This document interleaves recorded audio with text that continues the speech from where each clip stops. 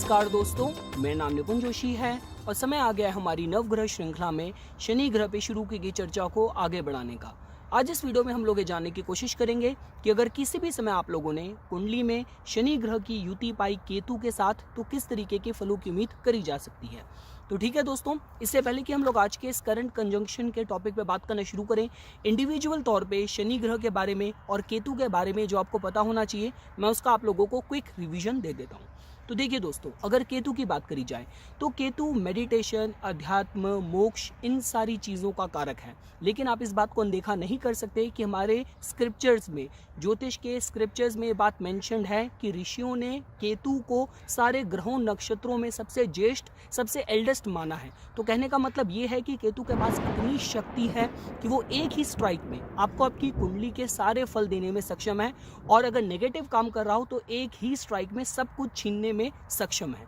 तो देखिए दोस्तों, केतु को हम लोग ये भी मान के चलते हैं कि केतु के जो फल देने की जो क्षमता है वो कहीं ना कहीं मंगल की तरह है। रादर मंगल की भी जो इंटेंस ऊर्जा है वो आप केतु के साथ जोड़ के देख सकते हैं, क्योंकि कहीं ना कहीं केतु मंगल की एक जो राशि है वृश्चिक है, उसकी को रूलरशिप, को स्वामित्व उसका केतु के पास भी जाता है मंगल के साथ साथ।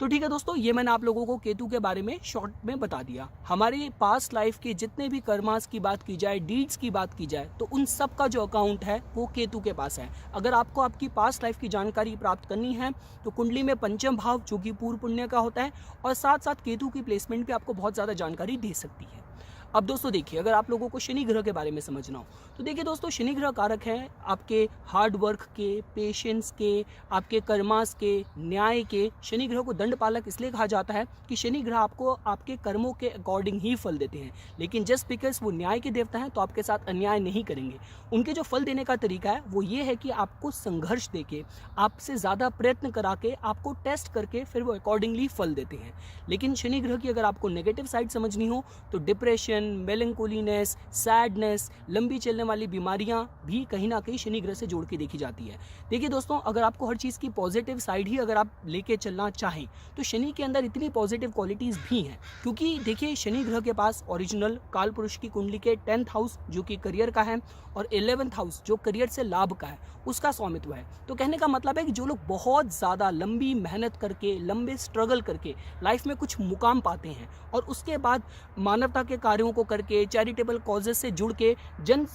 सैलाब का समर्थन भी प्राप्त करते हैं, तो उस लेवल की जो सफलता प्राप्त करने का अगर सामर्थ्य हो तो शनि की कृपा के बिना, शनि की कुंडली में मजबूत हुए बिना पाना मुश्किल है। तो ठीक है दोस्तों, हमने इंडिविजुअल तौर पे शनि और केतु दोनों के बारे में समझ लिया। अब अगर दोस्तों देखिए इस कंजंक्शन को आपको समझना है तो मैं ये तो देखिए एडमिट करूंगा कि शनि और चंद्र की युति जितनी किसी की लाइफ में डिफ़िकल्टी, स्ट्रगल लेके आ सकती है, कहीं ना कहीं इक्वल लेवल पे ही शनि और केतु के कंजंक्शन को भी वीक, वनरेबल या डिफ़िकल्टी लेके आता हुआ देखा जा सकता है।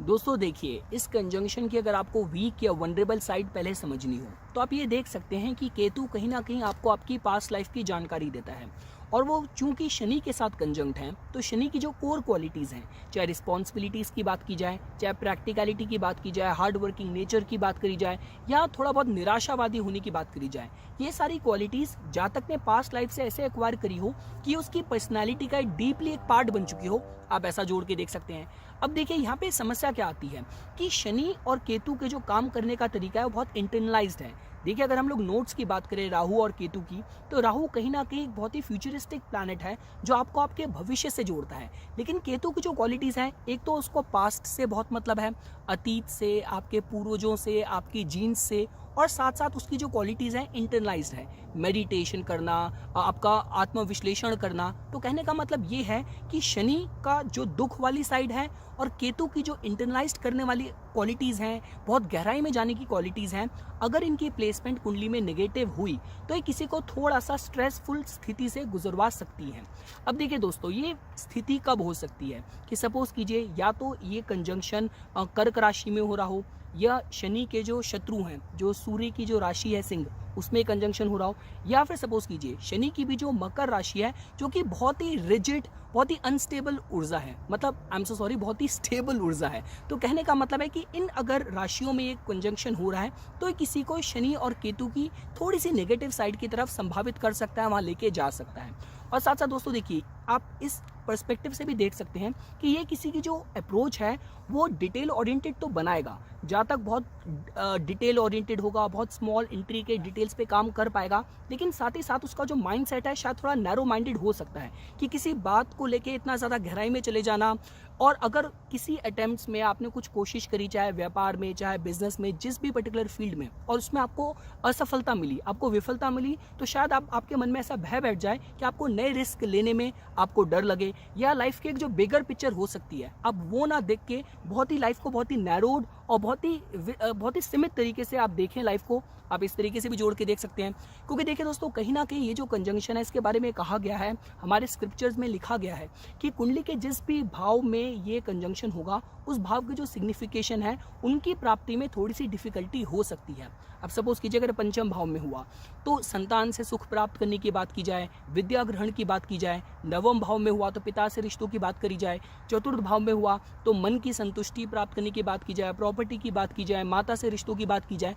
तो वहाँ पे थोड़ी सी खटास आ सकती है। तो दोस्तों देखिए, ये तो मैंने आपको उसकी वीक या वनरेबल साइड बता दी। अब इसकी अगर पॉजिटिव साइड की बात करी जाए तो ये कॉम्बिनेशन किसी को टेक्निकल फील्ड में एक्सपर्टीज दे सकता है, किसी को बहुत ही फिलोसफिकल बना सकता है, अगर सपोज कीजिए बहुत ही दार्शनिक बना सकता है अगर ये कॉम्बिनेशन कुछ मिस्टिकल साइंस में हो रहा है। जैसे अगर सपोज कीजिए आप मीन की बात करें, अगर आप वृश्चिक की बात करें या कुंभ की बात करें, तो वहाँ पे किसी का बहुत ही इंटेलेक्चुअल, बहुत ही फिलोसफिकल और बहुत ही साइंटिफिक माइंडसेट वाला किसी का व्यक्तित्व ये बना सकता है, ये शनि और केतु का कंजंक्शन। और साथ ही साथ दोस्तों देखिए, अब आता है इस कंजंक्शन का आइस ब्रेकर, सबसे इंपॉर्टेंट पार्ट, कि ये अध्यात्म, मेडिटेशन, स्पिरिचुअलिटी के हिसाब से बहुत आइडियल कॉम्बिनेशन है। जब बात की जाए संतों की कुंडलियों में भी ये कॉम्बिनेशन देखा गया है, क्योंकि देखिए दोस्तों, ये कहीं ना कहीं ये जो शनि और केतु का जो कंजंक्शन है ये वैराग्य कारक है। मतलब देखिए, शनि तो आपके जो कहते हैं ना कि आपके इस जन्म में जो वर्ल्डली टाइज हैं, जो आपके व्यवहारिक, जो सांसारिक जो रिश्ते हैं,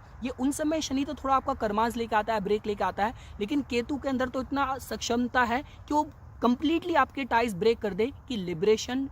मोक्ष या मुक्ति तक संभव हो सके। तो कहने का मतलब है कि जो लोग बहुत डीप स्पिरिचुअल प्रैक्टिसेस करने का सामर्थ्य रखते हैं, जैसे हमने महाभारत में भी भीष्म की प्रतिज्ञा के बारे में सुना है, या आप ऋषिकेश जाएंगे, हरिद्वार जाएंगे, आप गुवाहाटी जाएंगे, वहाँ पे आपको ऐसे ऐसे सिद्ध साधु संत ऋषि मिलेंगे जिन्होंने इतनी डीप स्पिरिचुअल प्रैक्टिसेस और प्रतिज्ञा ले रखी है कि जब तक मैं अपने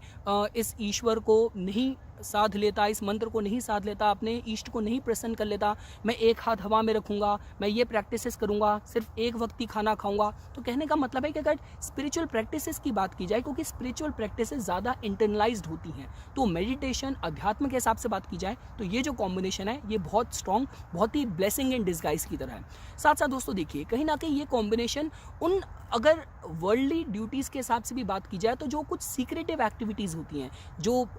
हर देश के, जो अपने गवर्नमेंट के, जो उनकी जो सीक्रेट सर्विसेज होती हैं, तो अगर उनके हिसाब से भी बात की जाए कि जातक को अगर किसी ऐसी फील्ड में, किसी ऐसे प्रोफेशन में अपना करियर बनाना है कि जहाँ पे सीक्रेसी बहुत इन्वॉल्व है, लॉन्ग वर्किंग आवर्स हैं और सेक्लूशन इन्वॉल्व है, आपको अपने घर से, परिवार से लंबे समय तक दूर रह के किसी प्रोजेक्ट पे काम करना है, सीक्रेसी मेंटेन रखनी है और बहुत कहते हैं हार्ड कोर डिसिप्लिन से आपको अपनी ड्यूटी को फॉलो करना है, तो इस तरीके की जॉब्स और प्रैक्टिसेस में भी ये जो कॉम्बिनेशन है दोस्तों एक ब्लेसिंग की तरह काम कर सकता है।